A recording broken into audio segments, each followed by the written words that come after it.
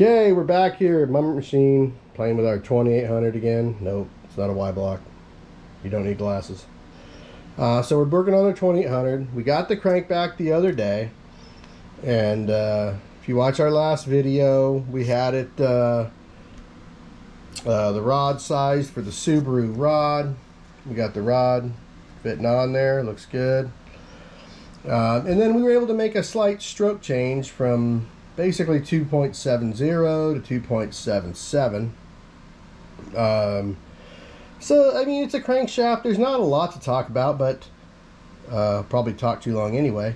I did a slight, just slight deburring on stuff, just slight radiusing. There was a lot of big, I don't know, I think we call them like reference pads when they initially machine and make the crank. So we just get rid of a lot of that stuff. The crank looks better. I think it might even run through the oil, maybe aerate the oil a little less.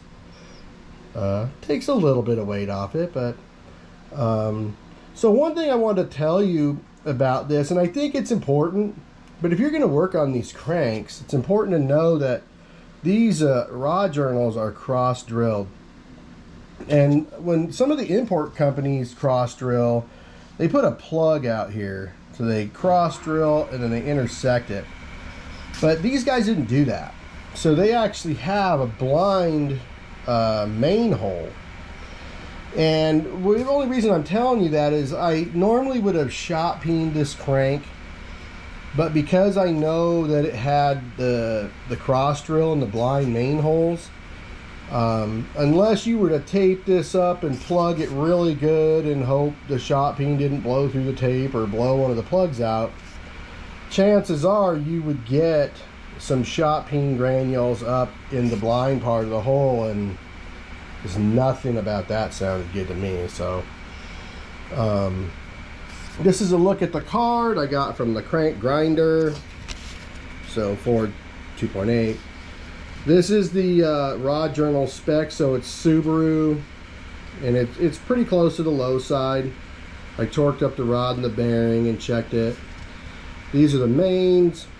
This is 10 under, but it's 2/10 over the split. This thing's, I put the 10 mains in there. It seemed like it had high 2s, so I just brought it down a little bit.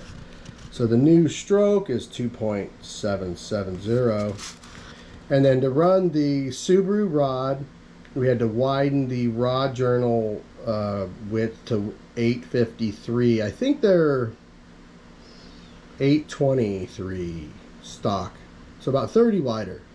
And then did the math on the bearing width and the new journal width, and to have a little clearance, to have our side plate, we were able to come up with 3/32 radiuses. And that's the dimension of this radius in the rod journal to still have our side play, because you don't want the radius to hit the bearing. So I don't know, other than that, I didn't do too much to it. I mean, I did wet mag it before I sent it out, so, and this was a standard crank to start, so that was pretty cool. Well, what else? I don't know if there's anything else right now. Hold on. Okay, so we're having pistons made for this, and we're doing it to save ourselves a lot of messing around. I know everybody's like, oh my god, custom pistons are $1 million. No, they're not really. Not if you buy 4032 forgings from the right people. You can get a decent deal. The factory Subaru wrist pin is 906, okay? And part of getting the good deal on the pistons is that they said if I would run 912 wrist pins, I would get quite a bit better price because they kept those in stock. So I was like, okay, I can do that to take this from 906 to 912. To do 6 rods won't take me all that long, so I'll just go put them on the rod hone and hone them out. And like I said, the main reason for making your pistons is because the pistons are a pretty important part of the engine, and it allows you to just not really cut corners. You know, if you want to pick a better set of rings, you can. If you want to put your wrist pin where you want to put it, you can. If you want to try to run a better rod, you can. And so, and that's just the improvements. It has nothing to do with having to deck the heads 30 thou to try to get compression. And I don't really recommend decking that head much because they're not real thick. You don't have to try to deck the block to get rid of the deck height in the engine, you know, and then, you know, the valve cover and the manifold takes both pieces, so you're gonna have to start doing manifold and all that stuff costs money. So for me, like, I'm just gonna surface the heads the minimum. If the block's flat, I'm running it. I'm not gonna cut the manifolds, you know. So, and you know, the cast replacement pistons, they're not free, right? They cost money. So, you know, pressing your old pistons off the rods and having the new ones installed, it's not free. So anyway, but that's some of the main reasons we're doing it, is just in the end, I think it's only going to be a few $100 more than all of those machine works that would be required to build a 200 horsepower engine, and trying to use more garden variety cheaper pistons. This is the ring package that we're using. It's a nice, it's a 10, 1228 in 3/681 bore, so that's 93.5 millimeter.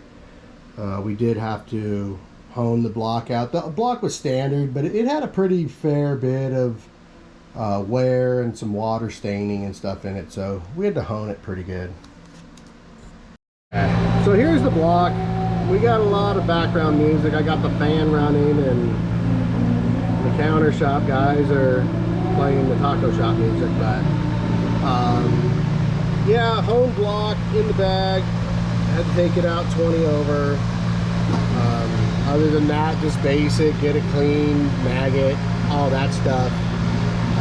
It's got the typical 2800, the rotted out deal, so I gotta machine up some new these little O-ring centering things. But other than that, that's it for the progress right now. Have a good one. Hit like, subscribe. See ya.